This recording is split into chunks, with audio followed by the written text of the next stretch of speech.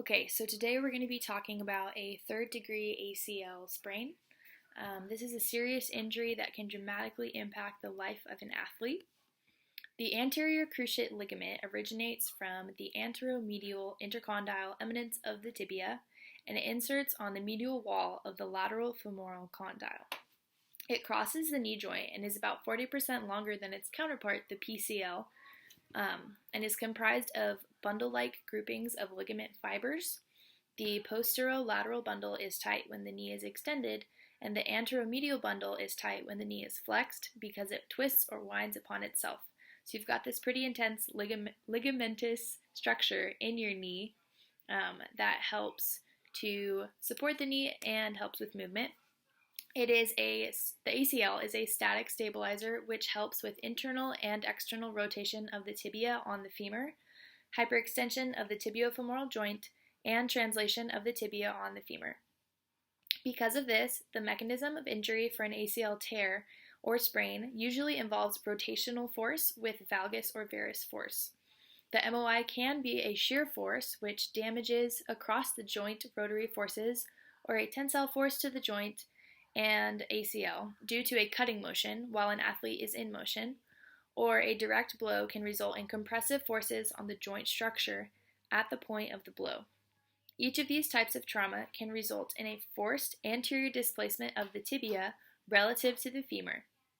An ACL injury can be contact or even non-contact, which may arise from knee hyperextension, or in sports it is frequently seen when an athlete has a laterally rotated foot that is planted or fixated with a valgus force applied to the lateral aspect of the knee in slight flexion, resulting in torsional stretch of the ligament. Also, a sudden deceleration or change in direction while the knee is near full extension at the time of injury leaves the ACL prone to injury. The signs and symptoms for an ACL tear are immediate pain and unwillingness to move the knee. A patient may describe the pain as being beneath the kneecap or inside or deep within the knee, and they may have heard a pop at the time of injury. Swelling is secondary to trauma of the medial geniculate artery, which is the ACL's primary blood supply, and there is pain throughout the range of motion. There's also pain or limitation during your manual muscle testing for flexion and extension, and the manual muscle testing may indicate weakness on the hamstrings. Because in this video we are diagnosing a third degree ACL sprain, we need to be extra careful and realize that this type of injury involves complete tearing of a ligament. So this would mean that the motion of this joint, the knee joint, and where the ligament usually would be holding things in place, there would be excessive motion. And the motion is only resisted by secondary restraint, such as the surrounding bones or tendons or musculature. And also, when performing special tests, there is an empty ligamentous end feel because of this complete rupture. And in some cases, the athlete may even feel less pain because of the complete tear of the ligament. So for your evaluation of the patient, you're going to start observing them the second they walk into the clinic. And as they're entering, you are going to be asking them about their history, but you also must take care to observe their posturing as well as their dynamic and static movements and states. With an ACL tear, there will likely be a posturing called genu recurvatum, where the knees are back or posteriorly angled on their body. Also, an athlete's gait may be uneven as they favor or limp on the affected side. When observing how the athlete rests in their static position, they may keep their legs slightly bent, and the clinician should be able to observe some effusion and swelling with this type of injury. It is best that for your observation and history, really, that the athlete is comfortable but also in minimal clothing so that you can see the injured part of their body as well as the surrounding areas. You need to gather your history about the patient as well as the current injury information. So questions for this may include things such as, do you have any pre-existing health conditions that I need to be aware of, or any pre-existing injuries to this area of your body that we're examining today? Then you're going to go on to ask them, what is hurting you today? Has this been hurting for a while? And can you identify a specific start to the injury? And this can help rule in whether or not the injury is going to be chronic or acute. Also, what happened at the time of injury and what body parts were involved? Were there other people involved in the injury? Where were you when this happened? Maybe what motion were you doing? Did you hear a pop? Were there any crunching feelings? What were you experiencing? What does the injury feel like now? All these are great types of questions to get an idea and start narrowing down what kind of injury we may be dealing with. In this case, the athlete we're dealing with was a wide receiver that had just caught the football and was doing a cut to juke out their defender. They reportedly heard a pop and then collapsed onto the field, and they could not continue to use their leg in play, so they had to be escorted and helped off the field. For the palpating phase of your examination, you're going to make sure you ask permission to touch the athlete and make sure you're palpating each part of the body bilaterally so you can compare what each side feels like. You're going to follow the same sequence of palpation, and you're going to want to start with the non-injured side and then palpate the injured side to compare. This will help indicate any temperature difference or swelling or out-of-place body parts. So the first thing we're going to do is go ahead and cup the patellas and check for any clicking or crepitus if the athlete was to extend and flex his legs. We're going to check our patellar borders while stabilizing the opposite side, as well as the superior and inferior. We are checking the superior and inferior aspects of the patella to check the patellar tendon, just making sure it is intact. And it seems to be so. So the joints we're dealing with right now are going to be the tibiofemoral joint.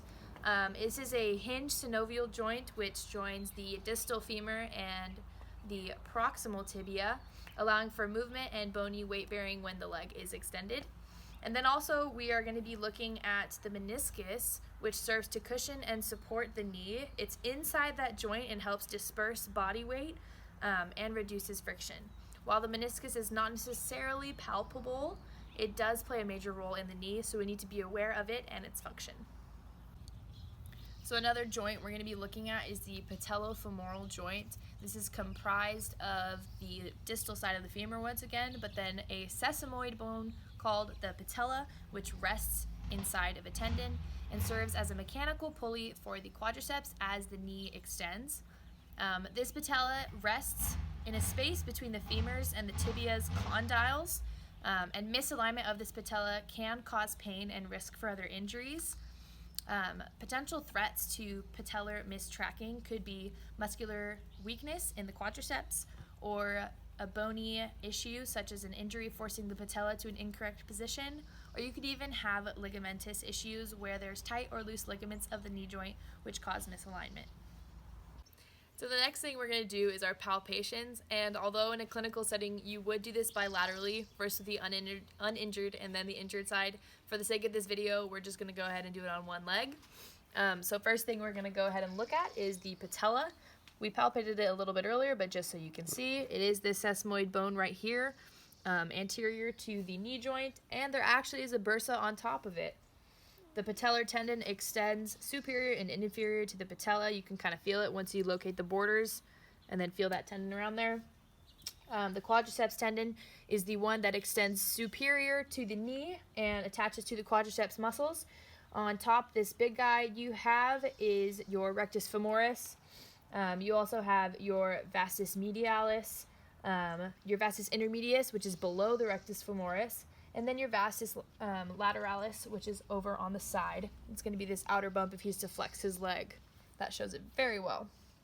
Next up, we have your sartorius, which is going to start up on your anterior superior iliac spine, up here on the hip joint. And then it's called sartorius because it has kind of an S shape, and it's going to go down and insert over here on the pes anserine. Next, we're going to go ahead and palpate some medial structures. This is done in a flex state, just for convenience today.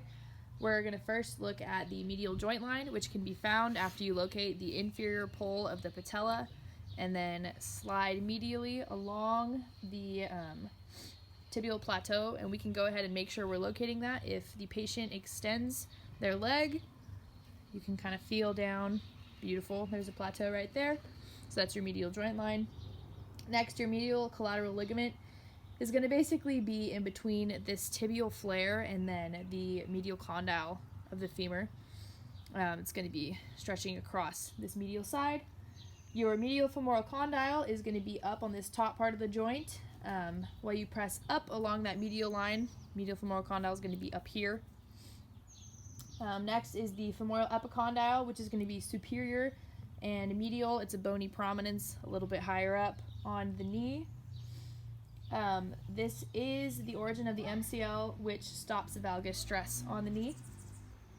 And also we're going to go down to our pes answer tendon, which is inferior to our medial flare, and includes the gracilis, sartorius, and the semitendinosus. It's going to be down here on the leg, and those are going to insert right here. Next, we're going to palpate some lateral structures of the knee.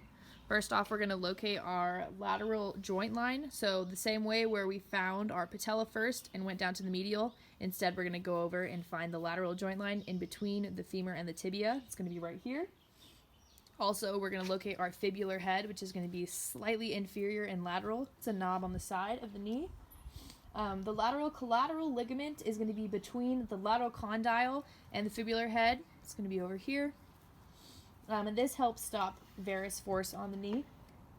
And then also we've got our fibular neck, which is going to be slightly inferior to the fibular head.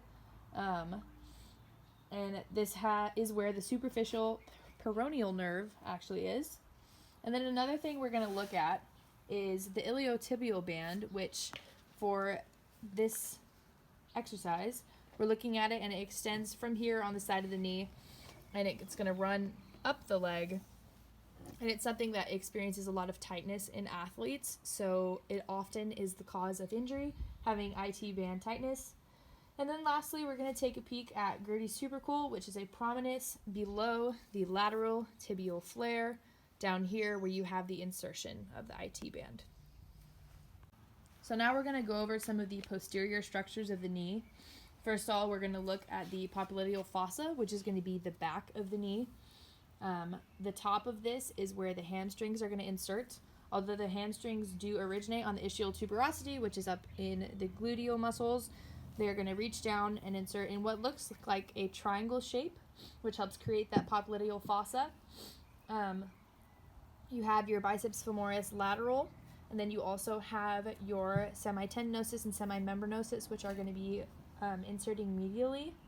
And then below the popliteal fossa, kind of creating the bottom, are going to be the gastrocnemius heads, both your medial and your lateral heads. And all of these tendons are going to be more easily seen if you put the patient into resisted knee flexion. You can see his hamstrings pop out right there. And then lastly, we're going to look at the popliteal artery, which is also inside this fossa, where you can actually get a pulse if you take it with two fingers.